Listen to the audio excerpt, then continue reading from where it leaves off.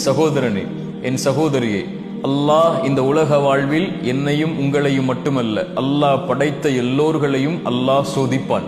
வலனபுலுவன்னக்கும், படைப்புகளை படைக்கும் போதே அவன் சொன்ன செய்தி அது. நிச்சயமாக நான் சோதிப்பேன். செல்வத்தை எடுத்து சோதிப்பேன், உயிர்களை பறித்து சோதிப்பேன், உடைமைகளை எடுத்து சோதிப்பேன், இப்படி பசியை கொடுத்து சோதிப்பேன், இப்படி எல்லா வழிகளிலும் நான் சோதிப்பேன். ஆனால் பொறுமையாளர்களுக்கு சொல்லுங்கள் ஒரு செய்தி என்று அல்லாஹ் சொல்லவில்லை. வபஷ்ஷிரிஸ் சாபிரீன், பொறுமையாளர்களுக்கு நல்ல செய்தியை, நற்செய்தியை நபியே சொல்லிவிடுங்கள். என்ன நற்செய்தி?